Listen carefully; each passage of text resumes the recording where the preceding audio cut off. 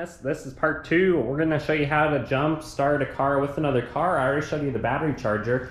And then since we have the battery for the Cruze, we're gonna do a battery swap in the 3rd video of this little mini series. But let's get right into it.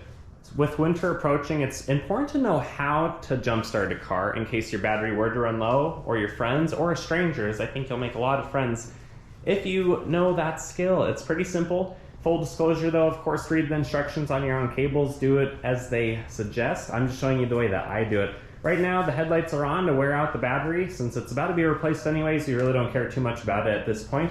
But let's get right to it. So step 1, pop the hood. Now that the hoods are popped, step 2, let's see if the car will actually start. It says the original battery has about 57,000 miles. It's held up quite well over 6.5 years. Oh man, it's a dead battery.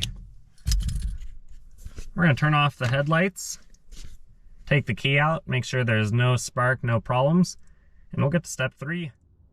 All right guys, now that we know that the bad car is not gonna start, let's identify our terminals. Negative is right here. Positive is under here. It's either red usually, or it has a little bit of a plus sign. And they're both good, they're both clean. Let's go to the good car. Negative terminal right there. Positive right there. Make sure that they're always clean before you're gonna connect anything to the terminals. And keep in mind, a battery is like a bank account. So the positive brings energy back into the battery to charge it. The negative is like losing money. It's like losing power. The battery juice is leaving. That's why when you're gonna work on your car, it's always so important to disconnect the negative, because then the battery power can't leave and go into the system and shock you. So keep that in mind, but let's get the Subaru fired up so that we can connect the cables. All right guys, the Subaru's fired up. It's like our friend just came out of the blue to save us.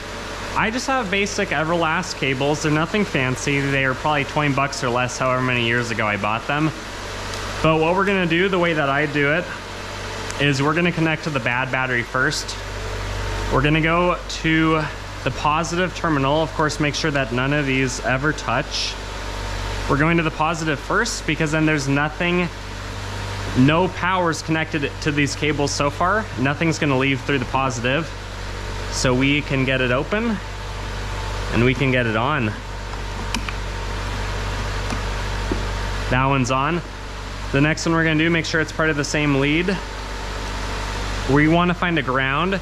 We don't necessarily wanna go to the negative terminal. We wanna find an unpainted ground. So that's what I'm gonna do right there. We're gonna make sure that we have the reach. And then we're gonna do it on the same order. We're gonna go to the positive first, so that nothing goes into this car.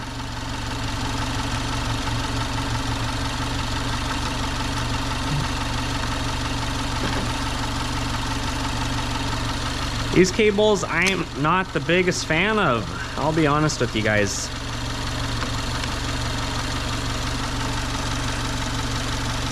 My gosh, that took way longer than it should have.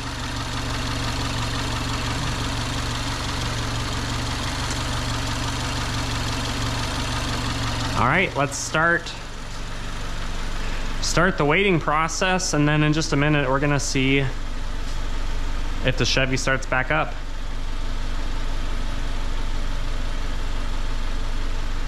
Let's get into the car.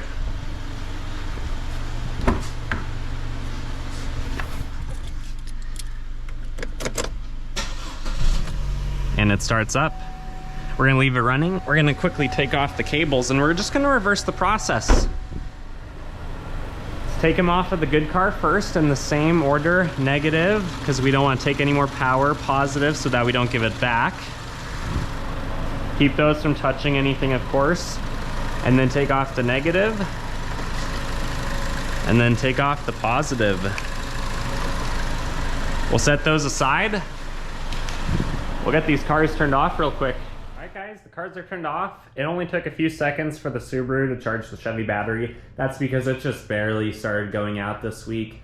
It's not like it's gonna sit there for 5 minutes to be juiced up. It's just barely under the 12 point whatever volt threshold it needs to turn the car over. I'm gonna clarify from the last moment I had mentioned we're gonna take them off in the same order. I meant the reverse order, just do it backwards. So the last on is the first off, that sort of thing. And then to clarify for my Everlast jumper cables, I don't like them. There's better ones you could get. And this is why. The clamp just isn't great. Kind of the metally, rubbery exterior of it kind of impedes some of the clasping compared to something like my battery starter where there's metal that comes out everywhere. That's more of the design I would buy the next time I buy some jumper cables. That's also why it took a few seconds to get them on. With that said, I think it's time to drop the hoods and wrap this up. Hoods are down, battery's good to go for the time being. Keep in mind, like I mentioned at the start of the film, always read the instructions, do it the way it's supposed to do. Your battery, your car, your setup might look a tiny bit different, but overall this is a really good skill to have, especially in winter time. Batteries only last about 2 to 5 years on average. Every once in a while you get lucky like we have on the Cruise where it's lasted 6.5 from being the original 2016 battery, but that's usually not the case. If you guys enjoyed my video, please consider liking, commenting, and subscribing. The next one will show how to replace the battery in the Cruise. But there's always more, lots of Subaru stuff, lots of performance stuff, lots of reviews. Thanks for watching, guys. Take care.